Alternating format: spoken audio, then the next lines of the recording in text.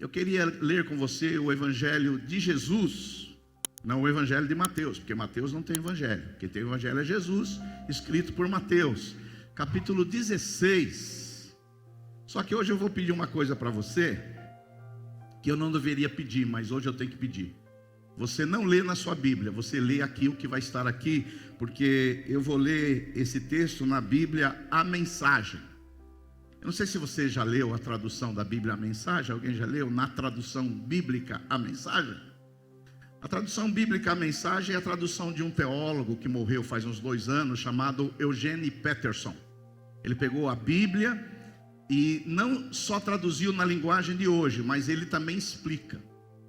Então é uma tradução que às vezes é bom a gente recorrer para entender melhor o texto. Então eu sei que eu fazendo isso que eu vou fazer agora vai incentivar você a não trazer Bíblia.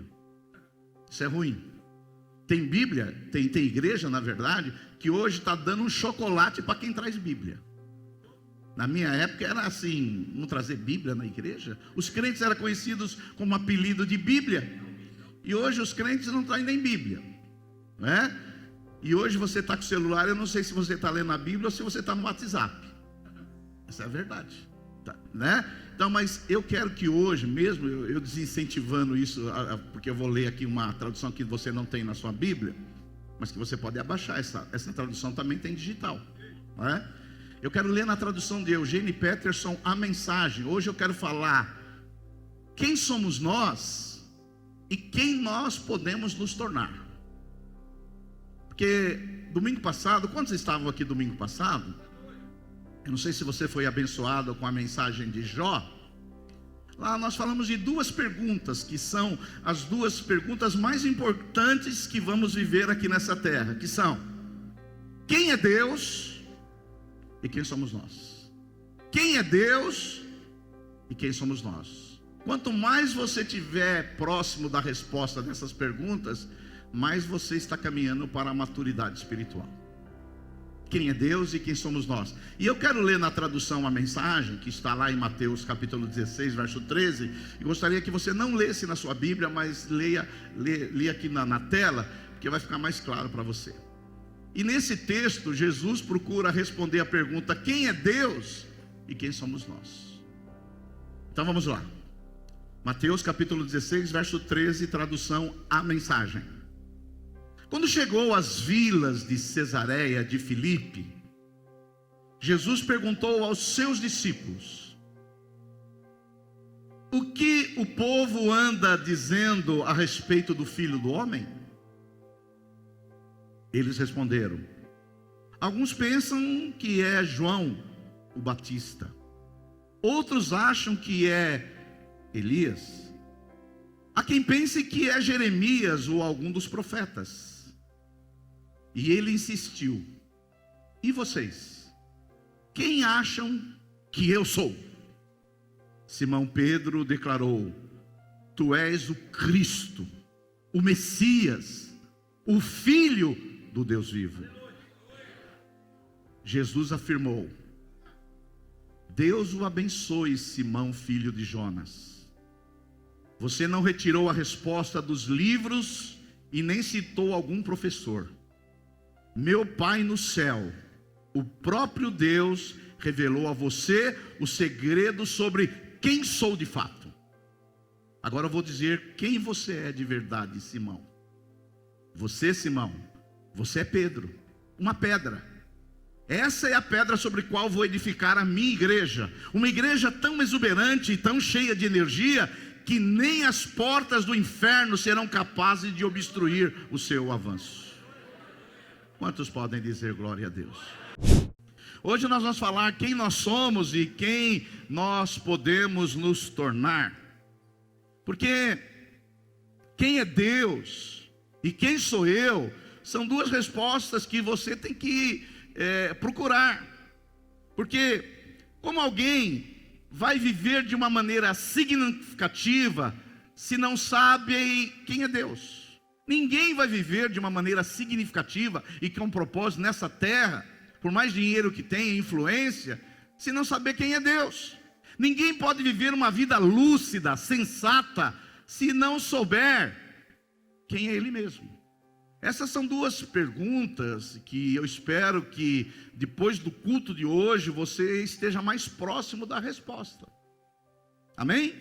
Então vamos começar. Jesus, ele estava ali no norte de Israel, ali em Cesareia de Filipe, e Jesus está ali naquelas bandas, e ele faz a seguinte pergunta para os seus discípulos: ei, discípulos, fazem uma pesquisa aí, pergunta para as pessoas aí, procura o Ibope, começa a pesquisar para saber quem as pessoas pensam que eu sou, e faça uma pesquisa aí, depois vocês me tragam.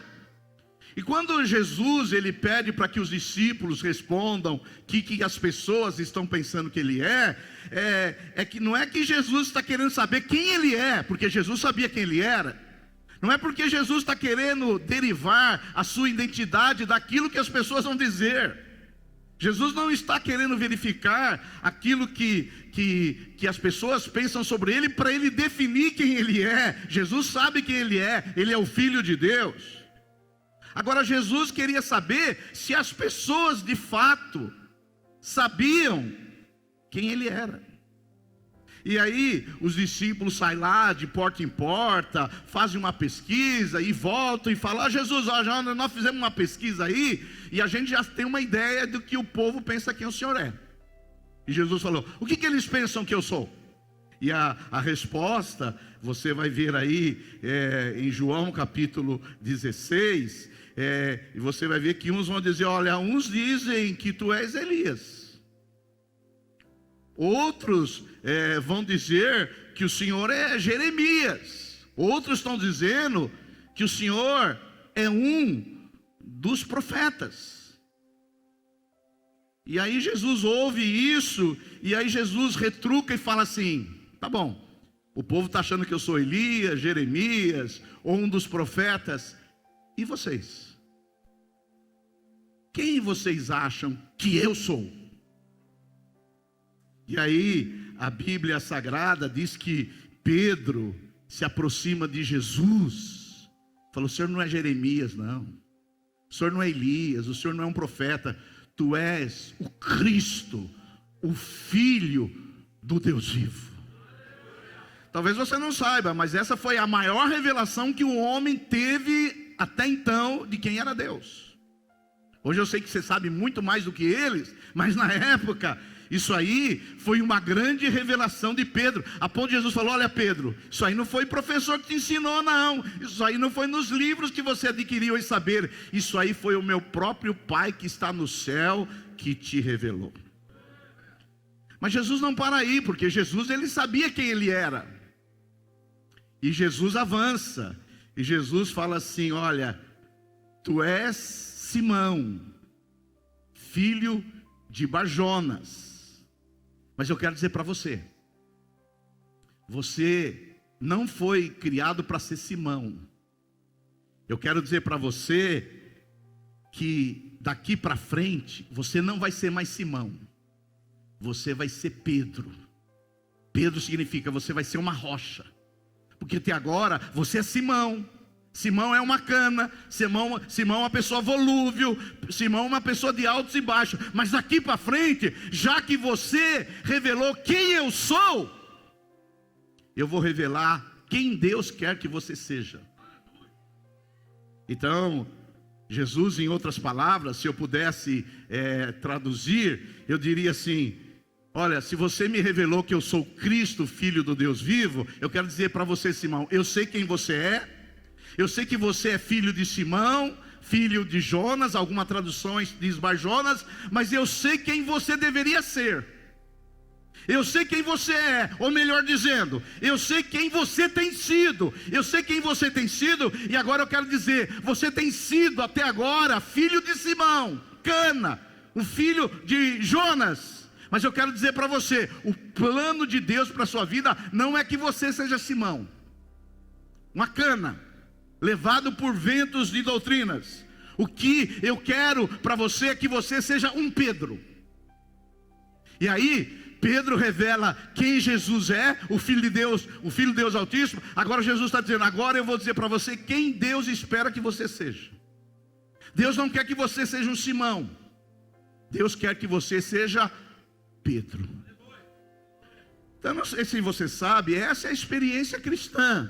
Você é uma coisa, mas Deus quer tornar você uma outra pessoa. Esse é o projeto de Deus. E o próprio Jesus, lá quando ele se encontrou Pedro, lá em Marcos capítulo 3, bem antes, ele já tinha dito isso para Pedro: eu não quero que você seja Simão, eu quero que você seja Pedro. Lá em Marcos capítulo 3, verso 16, lá quando Jesus teve o primeiro encontro com o Simão, ele já disse assim, ó: e eis os 12 que designou: Simão, que era o nome dele, filho de Jonas, Barjonas, a quem acrescentou: o seu nome vai ser Pedro.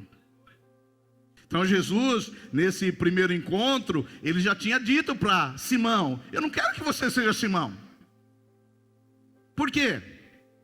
Porque Simão é filho de Jonas. Simão é um pescador.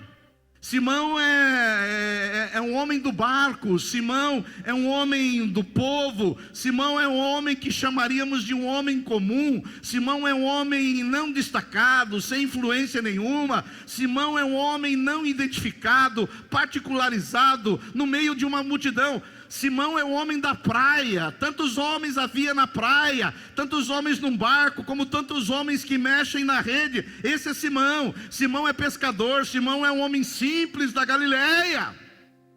Esse é Simão. E Pedro? Pedro não. Pedro é apóstolo. Pedro é referência. Pedro é singular. Pedro é quem o Senhor disse que vai dar chaves do reino. Pedro é regenerado. Simão é nascido. Pedro é regenerado. Simão é o que nasce da água. Pedro é o que nasce da água, mas nasce do Espírito também. Simão é o que acontece naturalmente. Pedro é aquele que nasce em cima de um propósito. Simão é aquele que acontece naturalmente. Pedro é aquele que emerge propositalmente. Simão é um fenômeno natural. Pedro é uma experiência espiritual. Simão nasce de uma mulher. Pedro nasce do coração de Deus. Simão é o que Pedro deveria se tornar. Então talvez você entrou aqui nessa manhã e você é um Simão. Você vive a sua vida aí como um Simão. É mais um. Está aí. Faz parte aí dos Simãos que existe. Mas eu quero dizer para você nessa manhã: Deus não quer que você seja um Simão. Deus chamou você para ser Pedro. Diga aí um glória a Deus. Essa é uma metáfora do Evangelho. É uma metáfora do Evangelho. Que nós fomos criados como Simão, mas Deus quer nos formar Pedro. Diga aí para o seu vizinho: você é um Simão, mas Deus quer formar em você um Pedro. E a gente pode ver isso nas narrativas do Evangelho. Certa ocasião, Jesus ele teve um encontro ali, uma conversa privativa, íntima com Nicodemos, que era um dos principais dos judeus. E Nicodemos falou: olha, Rabi, o que eu faço para herdar o reino de Deus? Jesus responde em João 3,3: em verdade te digo, que se alguém não nascer de novo, não pode ver o reino de Deus. Simão não é nascido. Pedro é nascido de novo. Como que eu saio, pastor, de Simão para Pedro? Um novo nascimento. O novo nascimento é esse início, é esse start de quem nasceu de novo. À medida que você nasce de novo, agora você está em direção para ser Pedro. Paulo confirma isso em 2 Coríntios 5,17, quando ele diz assim: e se alguém está em Cristo, você está em Cristo? O que é? Nova criatura, ou como algumas traduções, nova criação. As coisas antigas já passaram, agora é tudo novo. Por isso, se vocês conseguirem colocar o verso 16, que eu não coloquei aí, 2 Coríntios 16, aí está o 17. Mas o 16 também é importante. Eu sei que eu estou mudando aí, mas o versículo 2 Coríntios 5,16, Paulo, antes de falar o 17, se você puder colocar, ele diz assim: olha só, presta atenção. Assim que nós daqui por diante ninguém conhecemos segundo a carne. Daqui para frente, eu não conheço ninguém como Simão. Se antes conhecemos a Cristo segundo a carne, já agora não conhecemos desse modo. Ou seja, não vem falar do meu tempo de Simão. É o que Paulo está dizendo. Volta ao 16, por favor. Paulo está dizendo, assim que nós daqui por diante, a ninguém conhecemos segundo a carne. Eu não quero saber como era a sua vida de Simão. Tem igrejas que fazem questão de o Simão vir dar o testemunho. Ah, matei 10, era um traficante, era um bandido. Não queremos saber a sua vida de Simão. Nós queremos saber agora a sua vida em Pedro, porque você não é mais Simão, você é Pedro. Quantos podem dar um glória a Deus aí? Por que Simão não, pastor? Porque Simão é filho de Adão. Pedro, filho de Deus. Simão é criação. Pedro, nova criação. Simão carrega a imagem de Adão. Pedro carrega o signo, a imagem de Cristo. Essa é a mensagem do Evangelho. Então, no encontro com Jesus, existe o antes e o depois. E o que nos interessa na sua vida é só o depois. Se você está em Cristo, nova criatura é. As coisas velhas já passaram, eis que tudo se fez novo. Por isso que o Evangelho de Jesus é essa travessia. Você deixar de Simão e se tornar um Pedro. Você vive a sua vida natural, mas agora você se torna um homem espiritual.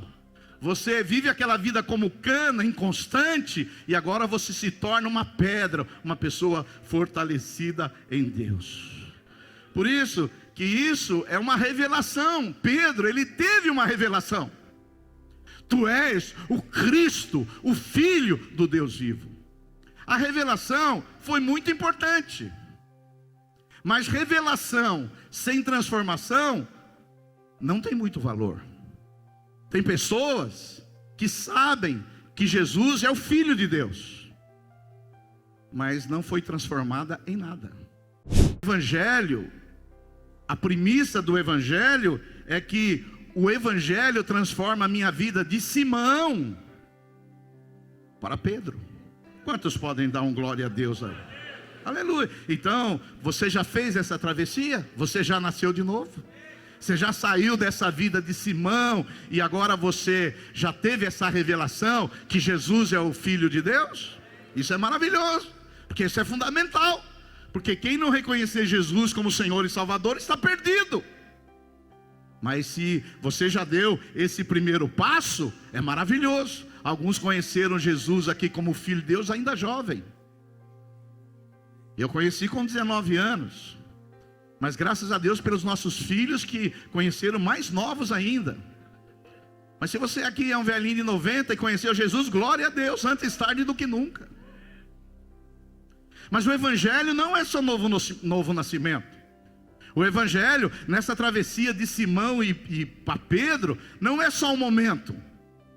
Isso aí vai levar a vida toda, porque Deus quer formar Pedro em você. Deus quer transformar você. Por isso que lá em Romanos capítulo 8, verso 29, uma marca de quem conheceu o Evangelho é que vive essa transformação. Olha só, Romanos 8, 29. Porquanto aos que de antemão conheceu, também os predestinou. Mas predestinou para quê? Para serem conformes à imagem de seu Filho. Deixa eu falar para você. Deus predestinou você, não é só para te prosperar, para te abençoar. Deus escolheu você em primeira instância para você ser a imagem de Jesus de Nazaré. Ah, pastor, mas Deus não prospera? Prospera. Deus é abençoador, Deus é generoso. Você precisa casar, Deus vai te dar um casamento. Você precisa comprar um carro, Deus é bom, Ele vai dar. Você precisa de uma casa, Deus vai dar. Você está procurando uma carreira, Deus vai dar. Mas saiba de uma coisa: a priori do Evangelho é formar Cristo em você. Olha só, porquanto aos que de antemão conheceu, também os Predestinou, mas predestinou para quê? Para você ser só próspero? Não, para formar em você a imagem de Jesus. Então deixa eu falar para você, se você nunca ouviu, o maior projeto de Deus para você aqui nessa terra é formar Cristo em você. Cristo em você. Paulo confirma isso em 2 Coríntios 3,18, quando ele diz assim: e todos nós, com o rosto desvendado, contemplando como por espelho a glória do Senhor, somos o que, irmãos? Transformados. A palavra aí é metanoia no grego, de glória em glória, na sua própria imagem, como pelo Senhor, o Espírito. Eu quero perguntar para você, e você sabe que antes de perguntar para você, eu já perguntei para mim. Você hoje está mais parecido com Jesus do que quando você se converteu?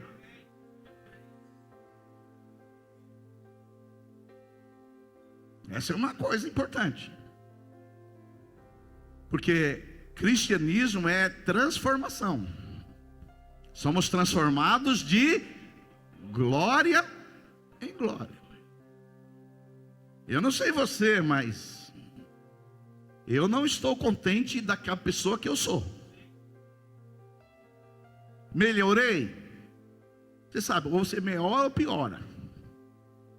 A questão é que às vezes, nesse processo de transformação, porque tem gente que diz assim: ah, pastor, eu sou melhor que meu vizinho. Ah, pastor, eu sou melhor do que o pastor. Eu sou melhor que o líder. Mas você sabe que o modelo que Deus usa você para comparar você é a imagem de Jesus, não é a imagem do vizinho. Ah, pastor, eu estou acima da média. Não, mas isso não é o suficiente. E eu não sei você, mas de vez em quando eu penso nisso. Eu imagino que Deus olha para mim, Silvio Galli, e olha para a imagem de Jesus. Ele olha para o Silvio Galli e olha para a imagem de Jesus. E de vez em quando Deus precisa dar uma mexidinha em mim.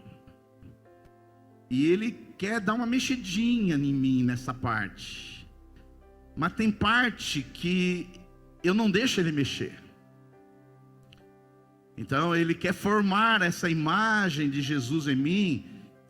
Ele quer que o fruto do Espírito se manifeste em mim, através da amabilidade, da serenidade, da tranquilidade, da docilidade. E às vezes Deus vai mexendo, vai dando uma mexidinha. Por quê? Deus não abre mão de formar o caráter de Cristo em nós. Então tem áreas da nossa vida que ainda Ele precisa dar uma mexidinha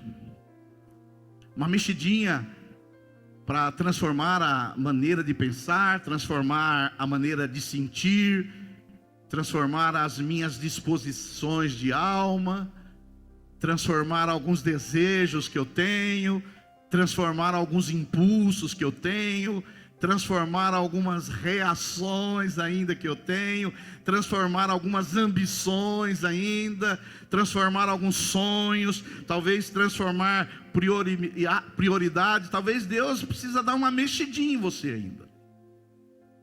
Essa área aqui ainda precisa dar uma mexida, porque Deus olha para Cristo e olha para você.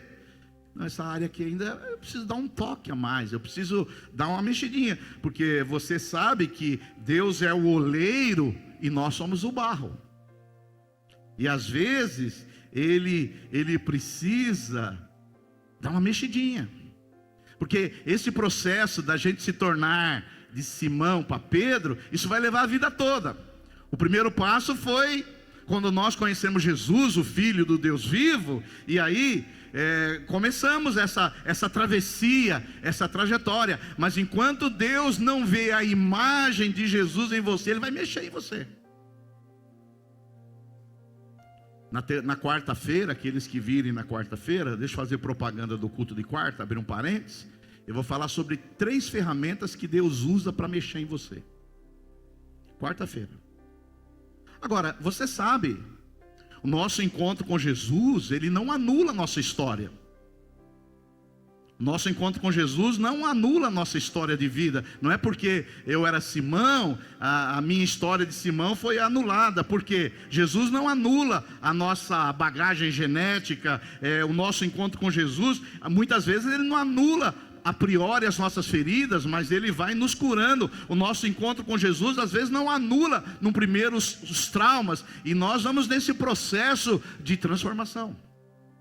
Por isso que é importante você fazer esse curso do CME, que essa matéria que o pastor Fernando disse sobre transformação da alma, ela é importante para Deus mexer aí com a sua alma, com as suas disposições, com os seus sentimentos, com os seus desejos, com as suas reações. Porque o que Deus não abre mão é formar Cristo em você, é fazer de você um Simão se tornar um Pedro.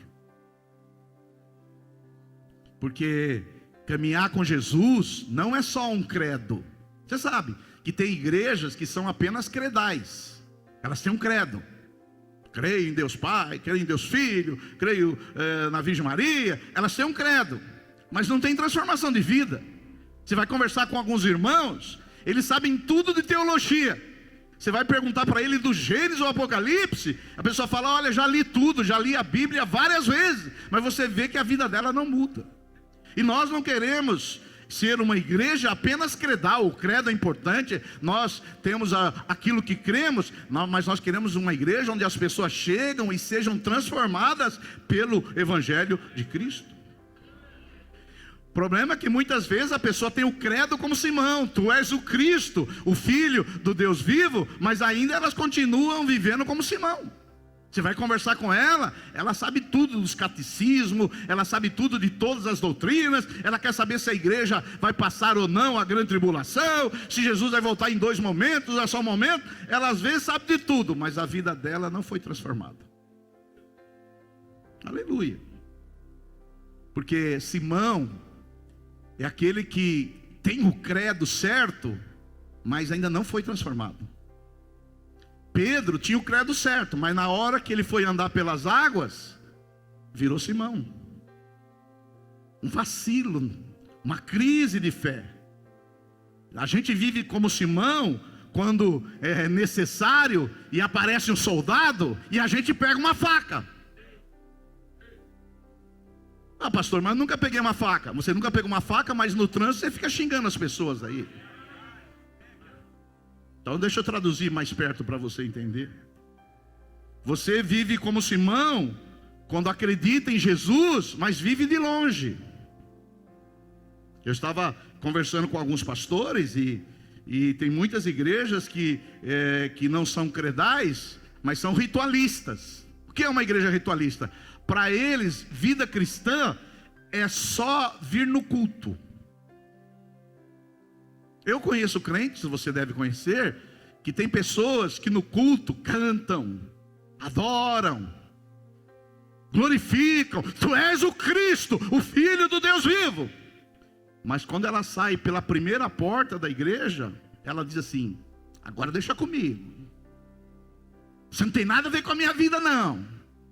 Deixa eu cometer meus crimes aí, deixa eu cometer meus pecados. Aí ela volta para o culto e ela adora a Deus, glorifica a Deus. E você vai falar: irmã, mas você está cheirando cachaça. Ó, não mexe com a minha vida não. Tem irmãos que você sabe que tem um mau testemunho, porque na cabeça dele o Evangelho de Cristo é ritualista. Ele acha que aqui no culto é a manifestação da fé dele. E aí ele vai embora, acha que agora ninguém cuida da minha vida, eu faço o que eu quero. Então toma cuidado, porque senão você pode estar enganado e você está confessando que Jesus é o Cristo, mas você ainda é um Simão. E a sua vida ainda não foi transformada. Pedro, ele declara: tu és o Cristo, o Filho do Deus vivo. Mas Jesus fala para ele: tu és Pedro. Eu não quero que você seja mais Simão. Tu és Pedro. E eu quero dizer para você: você vai ser o líder da igreja. Você vai ser um apóstolo. E Pedro, ele aceitou isso. Ele falou: não, eu não quero ser mais Simão, eu quero ser Pedro. Eu quero passar por esse processo de transformação. E eu quero dizer para você bem honestamente, se você era um Simão e se tornou Pedro, você quer ser transformado. Toda pessoa nascida de novo, ela quer ser diferente. E é interessante, como eu falei para vocês, essa caminhada de Simão para Pedro é para a vida toda, não é apenas num culto. Não é apenas ritualista, numa reunião. Não é apenas no culto da fogueira ou no encontro. Isso aí é um processo para a vida toda. E Deus vai formar, Deus vai tirar esse Simão de você. E cada vez você vai parecer mais com Pedro. E a gente vê esse Simão, esse pescador, esse homem comum, esse homem do barco, das redes, da praia, ele passando por esse processo de transformação. Por exemplo, você vê Pedro depois agora sendo usado de uma maneira extraordinária por Deus. No dia de Pentecostes, ele pregou, 3.000 pessoas se converteram. Já não é mais Simão, é Pedro. Você vê Pedro curando paralíticos, deixando de ser Simão e se tornar Pedro. Você percebe Pedro sendo visitado por Deus, o processo de Deus acontecendo na vida dele, e ele sendo transformado de glória em glória, segundo a imagem de Jesus. Mas eu não vou enganar você, nesse processo de transformação de Simão para Pedro, nós vamos ter as recaídas. Por isso não desanime, e por isso tenha paciência com quem cai. Ah, pastor, levei o cara no encontro, depois vi o cara no boteco. Tenha paciência, filho. Ah, pastor, levei o cara no encontro, depois vi ele fumando. Tenha paciência, porque conversão às vezes é um processo. E as pessoas estão num processo de deixar de ser Simão para se tornar Pedro.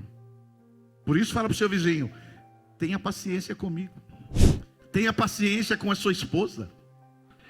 Tenha paciência com seu marido. Tenha paciência com seu vizinho, porque aquele que começou a obra nele, vai um dia aperfeiçoar, para que cada dia ele se torne como Jesus. E lá em Gálatas capítulo 2, verso 11, a gente vê Pedro, depois de ter pregado para 3.000, se convertido, Pedro ter orado para paralíticos, Pedro recebendo visões, visitações gloriosas de Deus, e ele tem uma recaída. Lá em Gálatas capítulo 2, verso 11, o Pedro, que a gente achava que nunca ia voltar a ser Simão, voltou a ser. Olha só, Gálatas 2:11. Quando porém Cefas é o nome de Pedro em hebraico, Pedro é em aramaico. Quando porém Cefas, que é Pedro, veio a Antioquia, Paulo está dizendo assim, o apóstolo Paulo, resisti-lhe face a face, porque se tornaram o que, irmãos? Repreensível. Pedro agora, esse apóstolo, que a gente pensou que nunca mais ia virar Simão, ele se tornou o quê? Repreensível. Com efeito, antes de chegar a alguns da parte de Tiago, que era o irmão de Jesus, que era o líder da igreja em Jerusalém, ele comia com gentios, os não judeus. Quando porém chegaram os judeus, sabe o que Pedro fez? Se afastou e por fim veio apartar-se temendo da circuncisão, ou seja, os judeus. Seguinte, e também os demais judeus dissimularam com Pedro, a ponto de o próprio Barnabé ter se deixado levar pela dissimulação deles. Quando porém vi Paulo dizendo que não procediam corretamente segundo a verdade do evangelho, disse a Cefas, que é Pedro, na presença de todos, porque às vezes você precisa exortar o irmão individualmente, mas às vezes você tem que exortar na presença de todos para que os outros aprendam. Se sendo tu judeu, Pedro, vives como gentil e não como judeu, por que obriga os gentios agora a viverem como judeus? Aí o Pedro, só para você entender melhor esse texto, Pedro, que é o Cefas, ele era assim, porque os gentios, os não judeus, eles não tinham que seguir a dieta, o cerimonial e as doutrinas judaicas, eles tinham que viver como gentios. E Paulo e os apóstolos decidiram algumas coisas, poucas coisas. E Pedro era assim, quando estava perto de judeu, ele não comia carne de porco. Quando ele não estava perto de Deus, ele não guardava o sábado, ele ia jogar bola de sábado. Quando ele não estava perto dos judeus, ele vivia como gentil. Mas quando os judeus vinham lá visitar a igreja, aí Pedro falava: ó, hoje feijoada está cortada. Jogar bola de sábado, nem pensar. Aí, Pedro, que era judeu, ele sabia que os gentios, os não judeus, não eram para viver como judeus. Pedro, ele vivia uma vida cínica, uma vida de duas faces. Isso aí é que nem alguns irmãos que falam que não bebem, e você vai lá na casa dele, ele esconde as garrafas lá na pia. Mas fala aí, filho, você é livre, você bebe se você quiser ou não. É gente que vive a vida dupla. Aí Paulo, o apóstolo, que Pedro foi o principal dos apóstolos, mas Paulo se tornou um apóstolo fora de tempo. Paulo vai lá e repreende quem? Pedro. Fala: Pedro, eu vou usar as minhas palavras, você está voltando a ser Simão. Você está querendo viver a vida hipócrita, cínica, de religioso. O evangelho não é aparência, o evangelho é transformação de vida. Então, na nossa vida cristã, de Simão para Pedro, é uma jornada, porque às vezes a gente quer dar uma derrapada, às vezes a gente cai. Mas deixa eu falar para você: cai, mas se levanta, porque seus pecados já foram perdoados pelo sangue de Jesus Cristo. Então, caminhar com Jesus é muito mais do que participar de um ritual, é muito mais do que ter um credo, é muito mais do que vir num culto, num encontro, no culto da fogueira, num retiro espiritual. Caminhar com Jesus é um processo para a vida toda de transformação de vida, porque aquele que te chamou de Simão para ser Pedro, ele vai te transformar de glória em glória até você ser a imagem de Jesus Cristo. Aleluia, aleluia. Porque tem pessoas, meus irmãos, que acham que só vir no culto é o suficiente. Tem gente que acha que é como se o culto fosse uma mandiga, um passe. Estou ruim, preciso ir no culto hoje, preciso receber um passe. Esses dias eu encontrei um irmão na igreja, que ele vem pouco na igreja, né? E eu encontrei ele falou: pastor, estou precisando ir lá no culto. Falei: precisando? Por quê? Ele falou: quando eu estava indo, eu fiquei bem, mas agora eu não estou indo mais, eu estou mal. Então eu acho que eu preciso ir lá para ficar bem, depois eu saio de novo. Então tem gente que acha que isso aqui é a sessão do descarrego, que ele está mal, isso aqui é uma mandiga, isso aqui tem um feitiço aqui no culto, e isso aqui vai resolver a vida dele. Mas deixa eu falar, o culto é maravilhoso, o culto é para Deus, Jesus é glorificado, nós somos edificados, encorajados, mas isso aqui não é mandiga não. Aqui é o culto, mas quando você sai daquela porta para fora, o Espírito Santo continua trabalhando em você, para que você seja transformado de glória em glória, segundo a imagem de Jesus. Aleluia. Então, esse processo é quando você estiver lá no carro. Esse processo, quando você estiver lá caminhando, lá no seu trabalho, esse processo de transformação. E Deus vai usar as pessoas, as circunstâncias, para formar esse caráter de Cristo em você. Eu gosto muito de um teólogo chamado Dallas Willard. Esse teólogo, pastor William, chamado Dallas Willard, ele diz que existe o crente vampiro. Aqui deve ter uns vampiros. Aqui. O Drácula. O crente vampiro, sabe quem é? Aquele diz o seguinte, que ele está mal, e ele fala assim, mais ou menos para Jesus. O Dallas Willard disse assim: eu só quero um pouco de sangue, eu pequei muito, estou precisando de sangue, me dá uma lavada aí, Jesus, me dá um sanguinho aí, e eu vou continuar sempre sendo o vampiro que eu sempre fui. Eu vou continuar vivendo do mesmo jeito, eu vou continuar vivendo da mesma maneira, eu vou continuar vivendo da maneira que eu sempre vivi, eu vou continuar cuidando da minha vida e ninguém tem nada a ver com a minha vida. E então, Jesus, eu só preciso de uma lavadinha de sangue para ir para o céu. É o chupa-cabra, é o vampiro.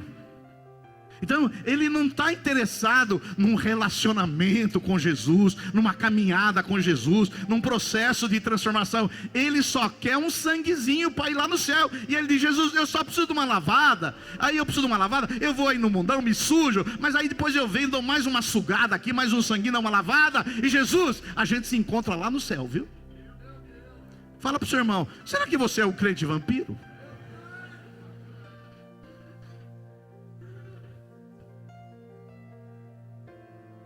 Tem crentes vampiro, ele só quer uma lavadinha. Agora, o verdadeiro chamado de Jesus é um chamado não só para a gente acreditar em coisas a respeito dele. O chamado de Jesus não é um chamado apenas para a gente homenageá-lo de domingo através de música. O chamado de Jesus não é apenas para tomar um banho de sangue de vez em quando. O chamado de Jesus é para andarmos com ele continuamente, 24 horas por dia. Esse é o chamado de Jesus. Aleluia. O chamado de Jesus não é eu fazer o meu caminho, é fazer o caminho de Jesus, é do jeito de Jesus, é na companhia de Jesus e no poder do Espírito Santo. O resto, o que é o resto? Religião. Porque à medida que você anda com Jesus, nessa caminhada, nessa travessia de Simão para Pedro, e você vai sendo transformado de glória em glória, não é você que se transforma, é Ele que vai transformando você. As pessoas vão vendo a beleza de Cristo em você. Puxa, mas ela era tão linguaruda, e agora só palavras dóceis. Antigamente ela só falava mal do marido, e agora ela é o mesmo marido, mas agora ela só fala bem. Vamos falar agora das mulheres. Puxa vida, aquele homem que era tão truculento, ignorante, a gente viu ele abrindo a porta para a mulher para entrar no carro domingo. Mas o que aconteceu? Pastor, ele saía do culto e ia tomar cachaça. Agora, pastor, ele vai e leva a família dele todo dia para almoçar no shopping Plaza. Mas o que aconteceu? O que aconteceu? Ele saiu da religião, ele saiu de ser Simão, e ele agora está se tornando Pedro. Deus está edificando algo maravilhoso na vida dele. Você sabe que o maior perigo que nós vivemos como evangélicos, deixa eu falar para você, o maior perigo que nós vivemos não é o diabo, não. O maior perigo é você virar um religioso da religião de Jesus. É aquela religião que você vem no culto, canta, chora, mas sua vida não muda nada. Nada é transformado na sua vida. As pessoas não veem a face crística em você. Você trabalha naquela loja, mas ninguém suporta você. Estão pedindo para te mandar embora. E você está pregando o evangelho para a pessoa fala: mas sua vida é pior que a minha. O que você quer que eu vou para a sua igreja? O Espírito Santo, ele nos transforma de glória em glória. O Espírito Santo melhora casamento. O Espírito Santo transforma a vida. O Espírito Santo faz marido lavar louça.